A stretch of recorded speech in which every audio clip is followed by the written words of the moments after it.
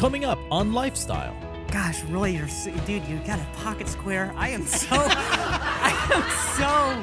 underdressed. Just confetti started flying at the end, and I didn't know it was confetti at the time. I thought it was cash. I thought I did. That's why you were so excited. I did, Sharmini. I thought I won the show. I had an injury when I was 20 years old that changed my life. It was from softball, which that's almost a sport. I mean, I've been through, everything. It's been... Welcome to Lifestyle, the award-winning life coaching show that helps you live your best life possible.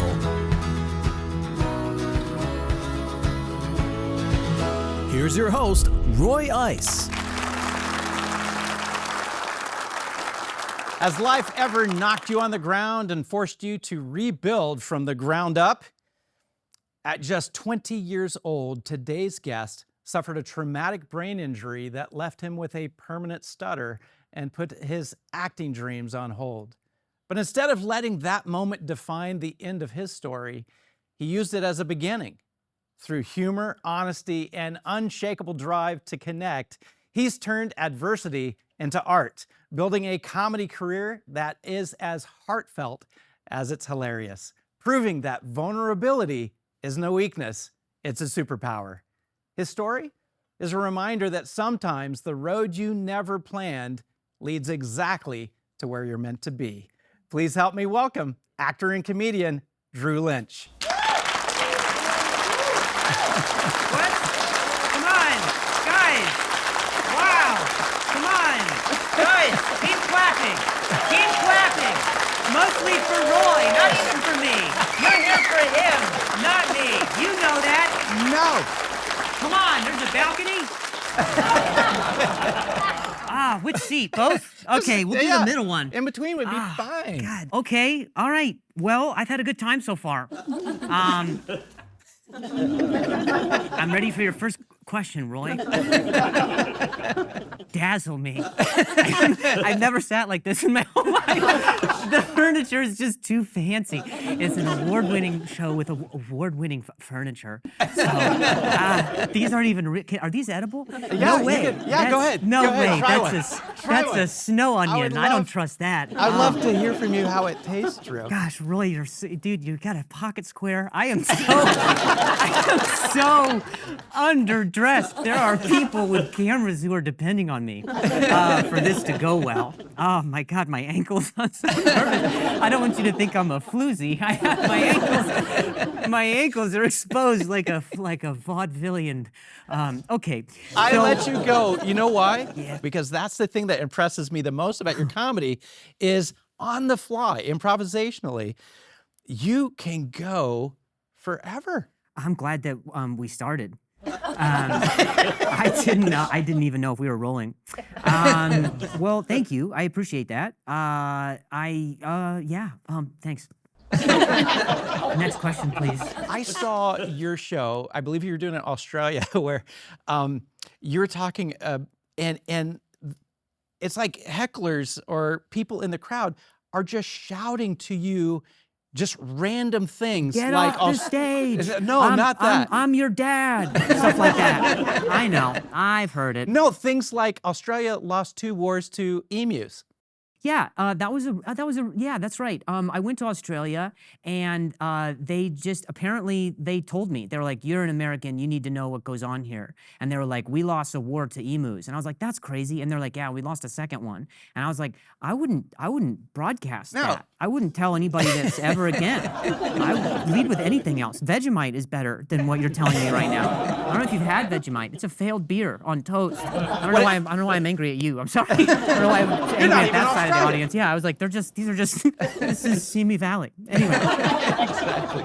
So your talent of being able to do comedy, your ability to, in the moment, be able to play off the crowd and be able to enjoy it. But all that actually was put at risk because of traumatic experience that you had. Walk us through what happened.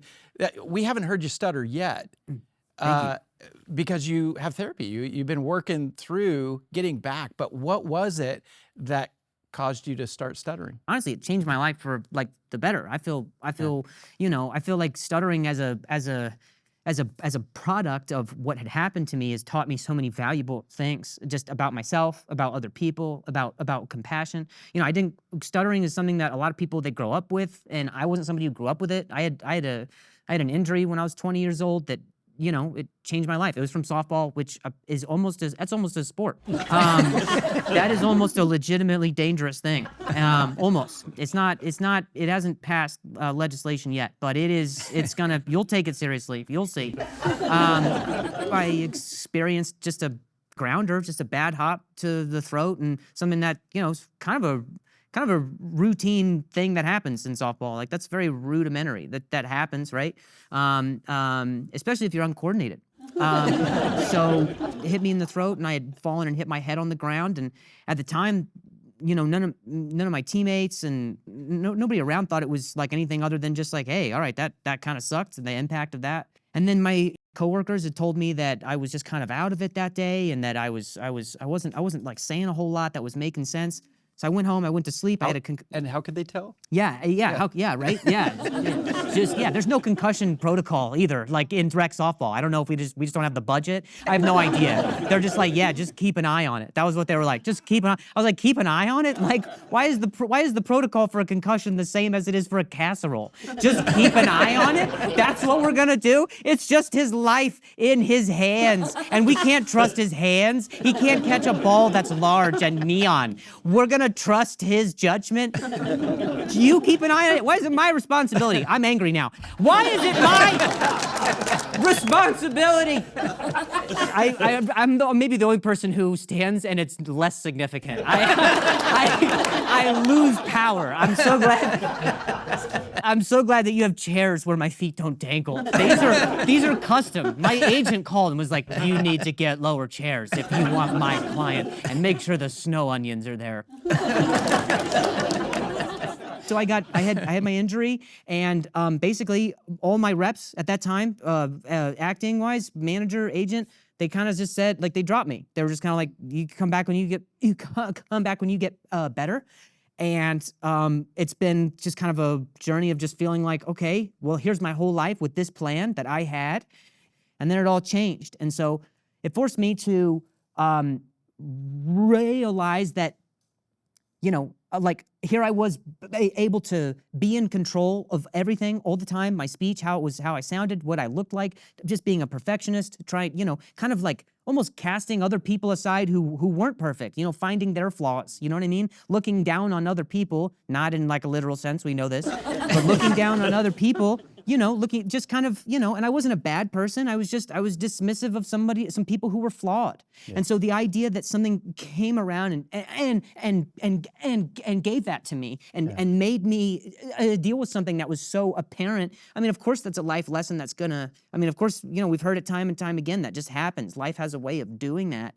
And so I just was forced to kind of calibrate and try to figure out what about, like, force myself to be honest with myself so I could try to, you know, work my way from that. So it's just a valuable lesson in just not playing rec sports. That's an absolute powerful perspective that you've come away with it. We've got to take a break, but don't go away. We'll be right back.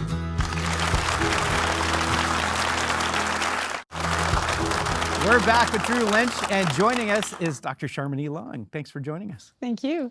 So Drew, after the accident, did you notice immediately that you had difficulty with stuttering? What was that like? Yeah. I love a question so soon. Wow.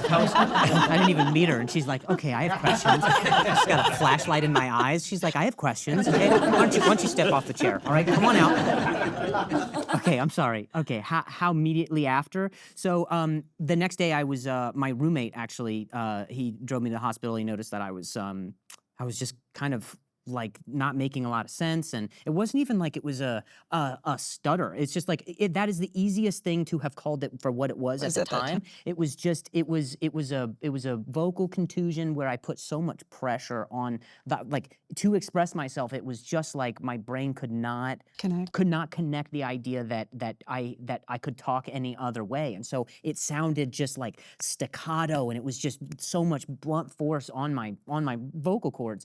And so the diagnosis from the hospital that day was a minor vocal contusion with a major concussion that was later diagnosed as a TBI, but it just went undiagnosed for so long, and so it's just easier to at least at that time just been like, all right, he's just struggling with how he's speaking, and then as it's evolved, it's just gotten to be more apparent that it can sometimes sound like a stutter. So.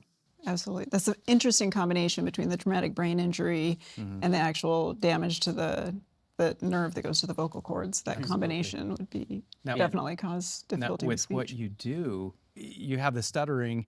How did you address what you love doing, which is comedy? I mean, at first, I never wanted to do stand-up. That wasn't even anything I had ever, considered. Like, of course, I loved being on stage, but I just, So most people think that, okay, I see someone who's stuttering, who's on stage. Like, how does that doesn't make sense. It's a neurological condition where it's just, predicated on anxiety and nerves. So, but I've always been in front of people. I've always loved it, and I really struggled early on trying to just find the human component of just saying like, this is what happened to me. And I realized that when I went on stage for the first time and just started talking about what had happened, just acknowledged kind of the elephant in the room, it's disarming. That's what makes stand-up so beautiful, is just being able to say like, here's what makes me broken, and here's how I'm trying to fix it.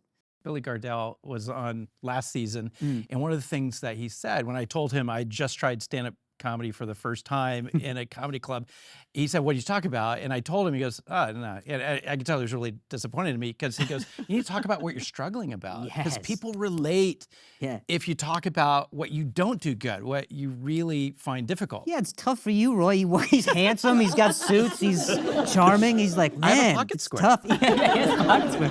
No. Like, you're absolutely right. That's what people I think really connect with, because at the end of the day, we're all just kind of trying to get along through what it is that we're getting through, It makes you vulnerable to them. You basically chose the most difficult profession. For speaking. And I really found, I enjoyed the challenge of that. And my relationship with control, I've always been someone who's struggled with control and controlling, like how it is I am, how it is people perceive me. And when you cannot control what it is that you're saying or how it's sounding, like, that can strike someone's nervous system in a way that's it changes your brain chemistry. You have to come up with a different way to evaluate your life and proceed in a healthy way. And for me, it was so apparent. So in a way, like, trying to work through all these feelings while being in front of people, while being the most accountable on stage and on a platform of honesty, that's been something that's been actually very helpful, very therapeutic. I can't imagine the amount of courage it would take to go and do the America's Got Talent audition, still dealing with stuttering. Well, you could do it. You just gotta get a stutter. Let's go play some softball. I know a couple of leagues. You'll see. I'm very bad at softball, You're very bad at probably softball? would be a Dude, you are light years ahead of Roy. It was a beautiful experience. I didn't think that there would, like, I had no idea that I would get as far as I had. I got the first, they did this thing for the first time on my season, which was the Golden Buzzer, and so I didn't know what that was, and neither did they, because it was the first one. That was the first one, so they didn't know. Yeah, so Howie saw my audition, and he's like, I think that guy, and he hit his desk, and apparently there's a button on it, which is good.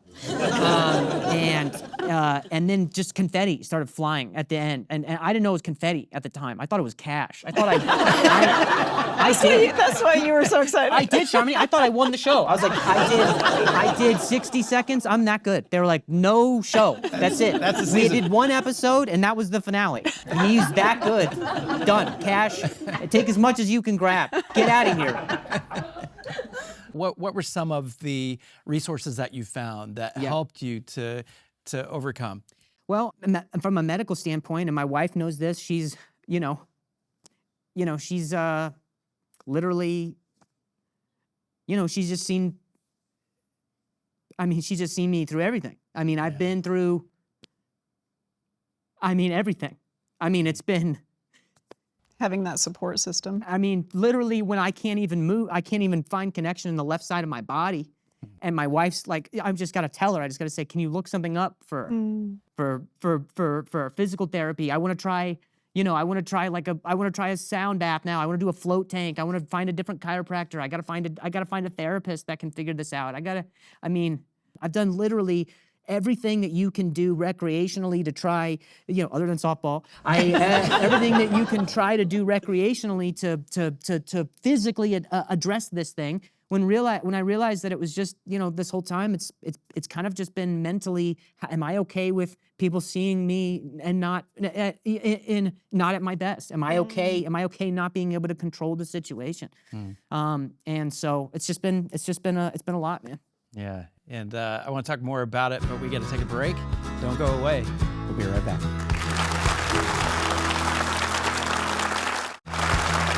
We're back with Drew Lynch and Dr. Sharmini Long. Now, I understand, Drew, your wife is actually here in the audience with us. She is. That was by coincidence. She had no idea that I was here. So that's awesome. She loves the pastries. Craft services. I know, craft services. Incredible. She'll show up anywhere. She is a flea market of a person.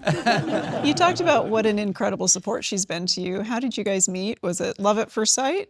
It couldn't have been. There's no way that she saw me and was like, that guy. That's a capable man. There's no way. I don't know. I honestly, we met at a bar outside of a comedy club. And we did kind of lock eyes. It was kind of nice. She's tall. She's taller than me, so I strained my neck. But I would tell you that we did lock eyes. I think, or she was just looking down. And so I was sitting at the bar. She came up set. We drank IPAs. We talked all night.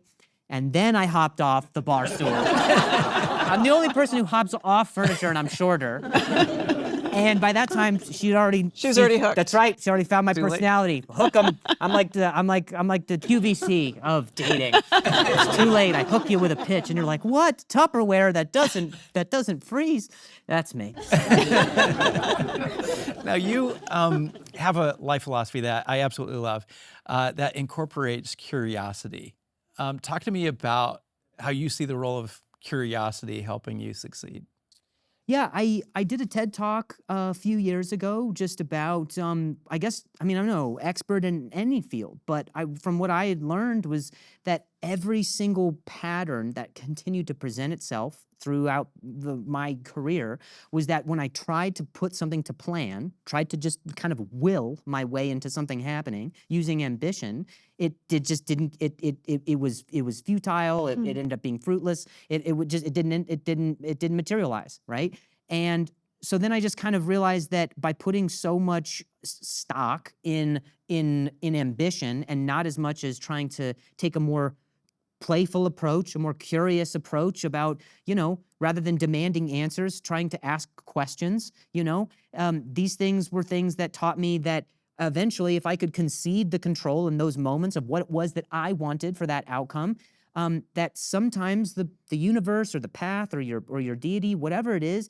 showing you that, it's actually trying to show you a path. Like it's showing you a path that was a happy mistake, or that's always the way it was. It's like framing. Like if you never saw a detour as a detour and you had seen it as the original path, you would have never been upset. So so I talked a lot just there. That was the TED Talk. That was the TED Talk for my quick TED Talk. This is how you do quick TED Talks. That was the actual TED Talk. That was the motto. The other one was But it's good. Now you've made us curious to go watch your TED Talk. See that? Boom. QVC. I love that.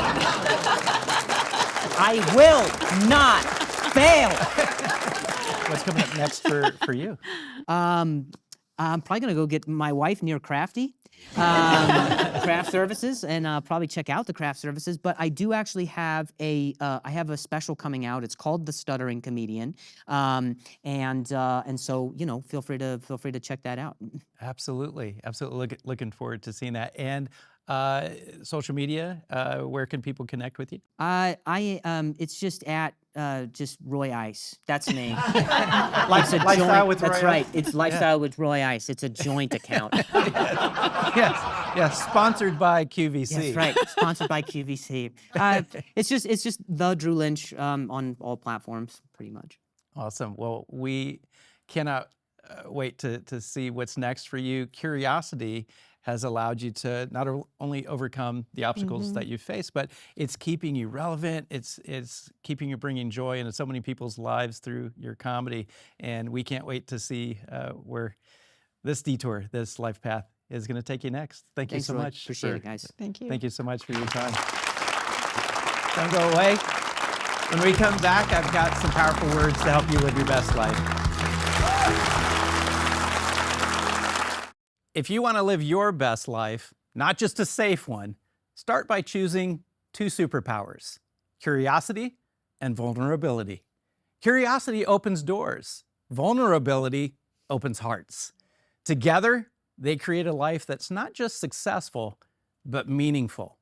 Research from Harvard University shows that people who approach challenges with curiosity are more resilient, less anxious, and better problem solvers.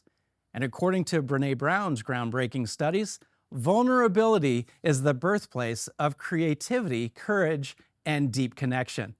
When you get curious instead of defensive, you grow. When you're honest instead of hiding, you heal. So here's your call to action.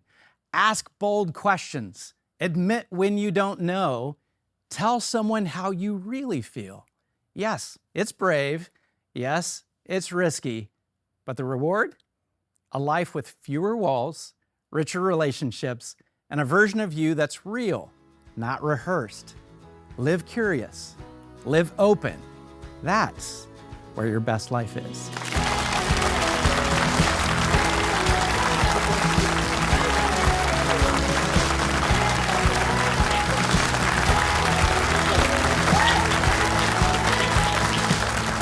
Don't forget that you can find exclusive content on all of our guests. Check us out on social media using the handle Lifestyle with Roy.